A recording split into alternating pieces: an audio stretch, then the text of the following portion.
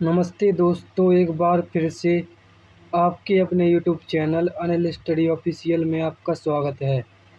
तो आज हम BA six semester Hindi paper 1 में यूनिट 2 जिसका नाम है भाषिक संरचना तथा स्तर, इसके 50 महत्वपूर्ण एमसीक्यूज क्वेश्चन के बारे में जानेंगे जो 100% एग्ज़ाम में पूछे गए हैं और हर साल यही एग्ज़ाम में आते हैं। तो चलिए वीडियो की शुरुआत करते हैं। आज का पहला क्वेश्चन है, भाषा की सबसे छोटी ध्वन्यात्मक श्रव्य इकाई क्या है? तो भाषा की सबसे छोटी ध्वन्यात्मक इकाई क्या होती है?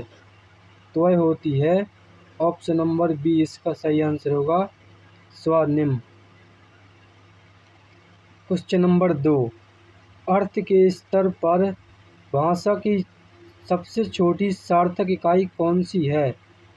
तो अर्थ के स्तर के आधार पर भाषा की सबसे छोटी इकाई होती है जो वो होती है ऑप्शन नंबर सी, रूपिम शब्द या पद।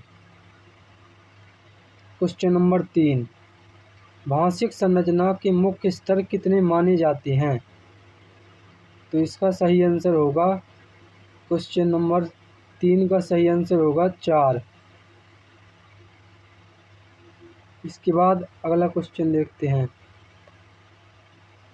क्वेश्चन नंबर 4, स्वनिम के लिए अंग्रेजी में किस शब्द का प्रयोग किया जाता है?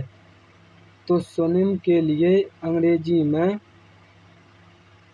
फोनमे का शब्द का यूज किया जाता है। ऑप्शन नंबर बी सही आंसर होगा।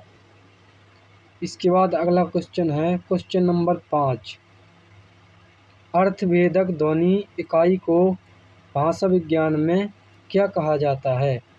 तो अर्थभेदक ध्वनि इकाई को भाषा विज्ञान में क्या कहा जाता है? तो इसको रूपिम कहा जाता है। ऑप्शन नंबर बी इसका करेक्ट आंसर होगा। इसके बाद अगला क्वेश्चन है क्वेश्चन नंबर 6, एक ही स्वनिम के विभिन्न उच्चारणगत रूपों को क्या कहते हैं? तो एक ही स्वनिम के विभिन्न उच्चारणगत रूपों को क्या कहा जाता है, ये पूछा गया है।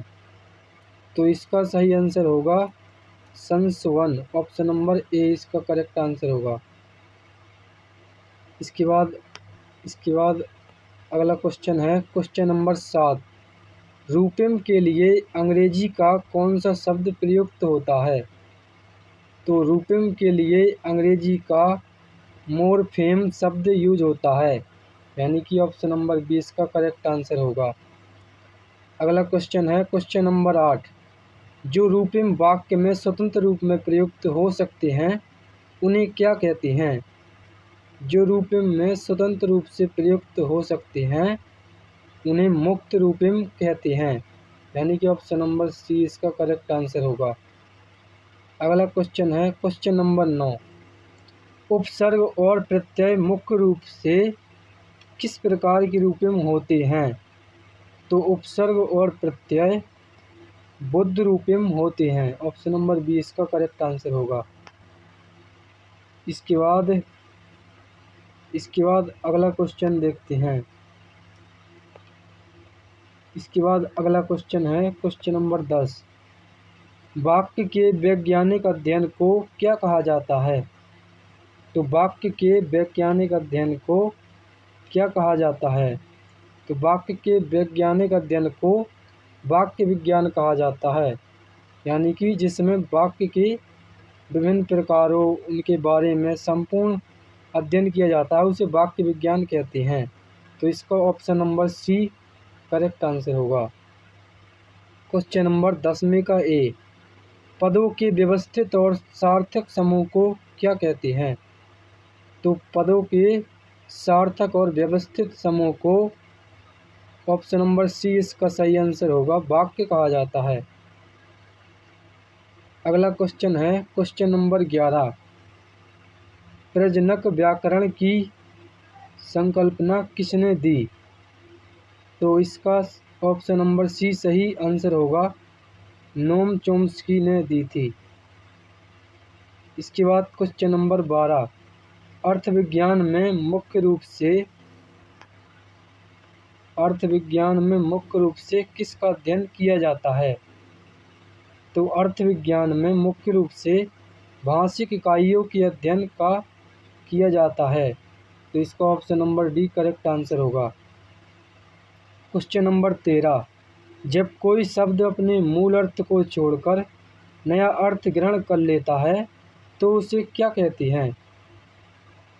जब कोई शब्द अपने मूल अर्थ को छोड़कर नया अर्थ ग्रहण कर लेता है तो उसे क्या कहते हैं, ये पूछा गया है। तो उसको कहते हैं अर्थदेश या अर्थ परिवर्तन, यानी कि option number C correct answer होगा। क्वेश्चन नंबर 14, प्रवीण शब्द का मूल अर्थ वीणा बजाने में कुशल था, लेकिन अब यह किसी भी कार्य में कुशल के लिए प्रयुक्त होता है। यह अर्थ परिवर्तन की कौन सी दिशा है? तो यह अर्थ परिवर्तन की अर्थ विस्तार दिशा है, यानी कि इसका option number B correct answer होगा। अब अगला क्वेश्चन देखते हैं। क्वेश्चन नंबर 15, मृग शब्द का प्रयोग पहले सभी जंगली जानवरों के लिए होता था, लेकिन अब केवल हिरण के लिए होता है। यह उदाहरण है। मतलब कि मृग शब्द था, उसका पहले सभी जंगली जानवरों के लिए उपयोग होता था, लेकिन अब क्या हो गया है कि उसका उपयोग केवल हिरण के लिए होता है। तो ये क्यों होता है? तो इसका सही आंसर होगा ऑप्शन नंबर ए, यानी कि अर्थ संकोच का उदाहरण है। क्वेश्चन नंबर 16, वाक्य की संरचना में मुख्य रूप से कितने अंग या घटक होते हैं? तो वाक्य की संरचना में मुख्य रूप से 2 घटक होते हैं, उद्देश्य और विधेयक। Option number B correct answer होगा। क्वेश्चन नंबर 17, प्रोक्ति भाषा की कौन सी इकाई है? क्वेश्चन नंबर 17 का सही आंसर होगा वाक्य से बड़ी, यानी कि प्रोक्ति होती है जो वो वाक्य से बड़ी इकाई है। ऑप्शन नंबर सी इसका करेक्ट आंसर होगा। अब अगला क्वेश्चन है क्वेश्चन नंबर 18, एक से अधिक वाक्यों के सार्थक और सुसंबद्ध समूह को क्या कहते हैं? तो एक से अधिक वाक्यों के सार्थक और सुसंगठित समूह को क्या कहा जाता है, ये पूछा गया है। तो उसको प्रोक्ति कहा जाता है। ऑप्शन नंबर सी इसका करेक्ट आंसर होगा। अगला क्वेश्चन है क्वेश्चन नंबर 19, आधुनिक संरचनावाद के जनक कौन माने जाते हैं? तो आधुनिक संरचनावाद के जनक फर्डिनेंड डी saussure माने जाते हैं। अगला क्वेश्चन है क्वेश्चन नंबर 20, saussure ने समाज में व्याप्त समग्र भाषिक व्यवस्था के लिए किस शब्द का प्रयोग किया है? तो saussure ने समाज में व्याप्त समग्र भाषिक व्यवस्था के लिए किस शब्द का प्रयोग किया है? तो saussure ने लॉन्ग शब्द का यूज किया है, लॉन्ग। याद रखिएगा, option number B correct answer होगा। अब अगला क्वेश्चन देखते हैं क्वेश्चन नंबर 21, saussure के अनुसार व्यक्ति विशेष द्वारा भाषा के वास्तविक और व्यक्तिगत प्रयोग को क्या कहते हैं? तो इसका सही आंसर होगा लॉन्ग, यानी कि लॉन्ग कहा जाता है। Option number A correct answer होगा। अगला क्वेश्चन है क्वेश्चन नंबर 22, प्रसिद्ध पुस्तक लैंग्वेज के लेखक कौन हैं? तो प्रसिद्ध पुस्तक लैंग्वेज के लेखक हैं, वो हैं option number A Leonard Bloomfield. Option number A correct answer होगा। क्वेश्चन नंबर 23, ध्वनि के लिखित रूप को क्या कहते हैं? तो ध्वनि के लिखित रूप को वर्ण कहते हैं, यानी कि जो बोला जाता है अगर हम उसे लिख दें तो वह वर्ण कहलाता है। क्वेश्चन नंबर 24, भाषा विज्ञान की किस शाखा में ध्वनियों की उत्पादन, संवहन और ग्रहण का भौतिक अध्ययन है? तो इसका करेक्ट आंसर जो होगा वो होगा ऑप्शन नंबर सी यानी कि भौतिक ध्वनि विज्ञान। Option number C correct answer होगा। क्वेश्चन नंबर 25, जब कोई शब्द व्याकरणिक नियमों में बंधकर वाक्य में प्रयुक्त होता है तो वह क्या कहलाता है? जब कोई शब्द व्याकरणिक नियमों में बंधकर वाक्य में प्रयुक्त होता है तो उसे प्रोक्ति ऑप्शन नंबर सी यानी कि उसे पद कहा जाता है।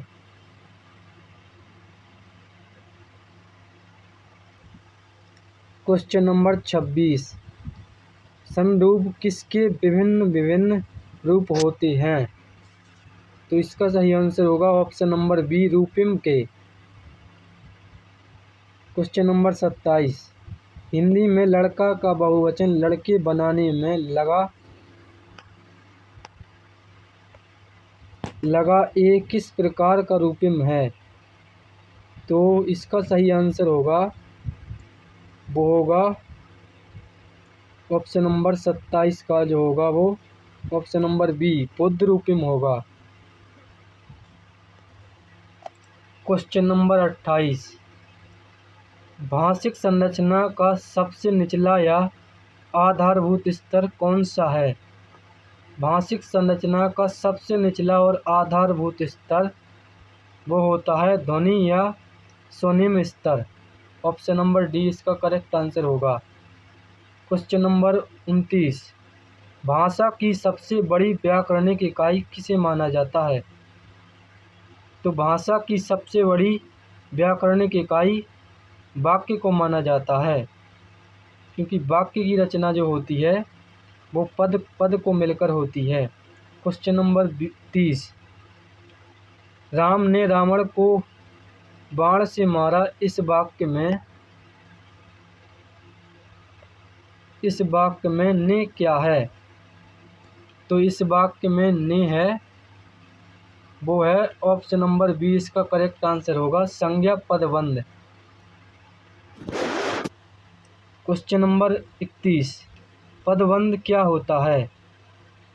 पदबंध क्या होता है? तो पदबंध जो होता है वाक्य का वह अंश जो एक पद का कार्य करे, यानी कि जो वाक्य के एक अंश का काम करे उसे पदबंध कहा जाता है। ऑप्शन नंबर 20 का करेक्ट आंसर होगा।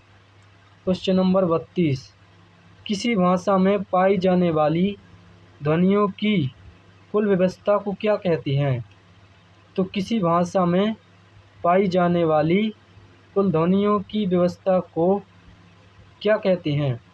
तो उसे कहती हैं स्वनिम व्यवस्था, यानी कि ऑप्शन नंबर 20 का करेक्ट आंसर होगा। क्वेश्चन नंबर 23, अक प्रत्यय लगाकर पाठक शब्द बनता है, इसमें पाठ्य क्या है? तो इसमें पाठ्य जो है वो है ऑप्शन नंबर 20 का करेक्ट आंसर होगा मुक्त या मूल रूपिम धातु। Option number B correct answer होगा। क्वेश्चन नंबर 34, काली सुंदर गाय में काली सुंदर क्या है? तो काली सुंदर गाय में काली जो है वो होता है विशेषण पदबंध, यानी कि विशेषण पदबंध कहते हैं इसे। क्वेश्चन नंबर 35, जब एक ही ध्वनि के दो भिन्न उच्चारण अर्थ में कोई परिवर्तन न आए तो उसे क्या कहते हैं? जब एक ही ध्वनि के दो विभिन्न उच्चारण अर्थ में कोई परिवर्तन न आए तो उसको मुक्त परिवर्तन कहा जाता है, यानी कि ऑप्शन नंबर 20 का करेक्ट आंसर होगा। क्वेश्चन नंबर 36, असुर शब्द वैदिक काल में देवताओं के लिए था, बाद में यह राक्षसों के लिए रूढ़ हो गया, यह अर्थ परिवर्तन का कौन सा प्रकार है? तो यह अर्थ परिवर्तन का ऑप्शन नंबर ए इसका करेक्ट आंसर होगा अर्थकर्ष या अर्थ का गिरना है, यानी कि ऑप्शन नंबर ए इसका करेक्ट आंसर होगा। अगला क्वेश्चन है क्वेश्चन नंबर 37, साहस शब्द का अर्थ पहले लूटपाट था, लेकिन अब इसका अर्थ वीरता है, यह क्या है? तो यह है ऑप्शन नंबर सी इसका करेक्ट आंसर होगा, यानी कि अर्थोत्कर्ष कहलाता है, यानी कि अर्थ का गिरना कहलाता है। अर्थोत्कर्ष, अर्थ का गिरना। क्वेश्चन नंबर 38, वाक्य के अनिवार्य तत्वों में क्या शामिल है? तो वाक्य के अनिवार्य तत्वों में सार्थकता और योग्यता भी होती है, आकांक्षा और आसक्ति, निकटता भी होती है, पदबंध और अन्वय भी होता है, यानी कि इसका option number D correct answer होगा, क्योंकि ये सभी शामिल होती हैं। क्वेश्चन नंबर 39, जो रूपिम वाक्य में व्याकरणिक संबंध बनाती हैं, जैसे ने, को, से, वे क्या कहलाती हैं? तो उसको क्या कहती हैं? तो उसको कहते हैं व्याकरणिक रूपिम। Option number B correct answer होगा। क्वेश्चन नंबर 40, बच्चे मैदान में खेल रहे हैं, वाक्य में खेल रहे हैं क्या है? क्वेश्चन नंबर 40 का option number B correct answer होगा, क्रिया पदबंध, यानी कि खेल रहे हैं, यानी कि वर्तमान में अभी खेल रहे हैं। जो क्रिया के बारे में बताए उसको क्रिया पदबंध कहा जाता है। आप लोग इसको ध्यान में रखिएगा। क्वेश्चन नंबर 41, भाषा के जिस रूप का प्रयोग किसी विशेष क्षेत्र, पेशे या व्यवसाय में होता है, जैसे कानूनी भाषा, उसे क्या कहा जाता है? तो ऑप्शन नंबर इसका बी सही होगा, यानी कि प्रयुक्ति। इसको प्रयुक्ति बोलते हैं। जो भाषा जिस रूप में प्रयोग किसी क्षेत्र, पेशे या व्यवसाय में होता है, उसको प्रयुक्ति बोलते हैं। क्वेश्चन नंबर 42, दो ध्वनियाँ जब ऐसे स्थानों पर आएं कि एक के स्थान पर दूसरी का प्रयोग ना हो, तो उनका वितरण कैसा होता है? तो उनका वितरण होता है, ऑप्शन नंबर ए इसका करेक्ट आंसर होगा, यानी कि पूरक वितरण होता है। क्वेश्चन नंबर 43, कालवचन और लिंग के कारण व्यवस्था में परिवर्तन होता है, इसको क्या कहते हैं? तो जो कालवचन और लिंग के कारण व्यवस्था में किस में परिवर्तन होता है? तो इसका ऑप्शन नंबर सी, यानी कि रूप या पद में परिवर्तन होता है। क्वेश्चन नंबर 44, संरचनात्मक भाषा विज्ञान किस पर अधिक बल देता है? संरचनात्मक भाषा विज्ञान भाषा की समकालिक संरचना पर सबसे अधिक बल देता है। ऑप्शन नंबर बी इसका करेक्ट आंसर होगा। इसके बाद अगला क्वेश्चन देखते हैं। क्वेश्चन नंबर 45, अर्थ के आधार पर हिंदी में वाक्य के कितने भेद होते हैं? तो अर्थ के आधार पर हिंदी में वाक्य के 8 भेद होते हैं, यानी कि ऑप्शन नंबर सी इसका करेक्ट आंसर होगा। अगला क्वेश्चन देखते हैं। अगला क्वेश्चन है, रचना या बनावट के आधार पर वाक्य के कितने भेद होते हैं? तो रचना या बनावट के आधार पर वाक्य के 3 रूप होते हैं, सरल, संयुक्त और मिश्र। तो याद रखिएगा, संरचना के आधार पर वाक्य के 3 रूप होते हैं, और जबकि अर्थ के आधार पर वाक्य के 8 रूप या 8 प्रकार होते हैं। तो इसका option number B correct answer होगा। अगला क्वेश्चन है क्वेश्चन नंबर 47, चाय वाय शब्द युग्म में वाय किस प्रकार का रूपिम है? तो चाय वाय में रूपिम जो है वो प्रतिध्वन्यात्मक या अनुकरणात्मक बुद्ध रूपिम है। इसका option number B correct answer होगा। अगला क्वेश्चन है क्वेश्चन नंबर 48, अन्वेषण शब्द में अनु क्या है?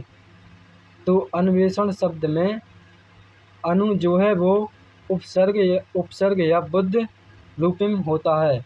ऑप्शन नंबर बी इसका करेक्ट आंसर होगा। आज का आखिरी क्वेश्चन देख लेते हैं। भाषा की संरचना का अध्ययन करते समय सबसे पहले किस स्तर का विश्लेषण किया जाता है? तो भाषा की संरचना का अध्ययन करते समय सबसे पहले ध्वनि या स्वनिम स्तर का अध्ययन किया जाता है। आशा करता हूँ कि आप लोगों को हमारा वीडियो पसंद आया होगा और नेक्स्ट क्लास के लिए हमारे चैनल को सब्सक्राइब करें और इसी प्रकार के वीडियो यहाँ पर मिलते रहेंगे आपको। तो इसी के साथ वीडियो समाप्त होती है। धन्यवाद।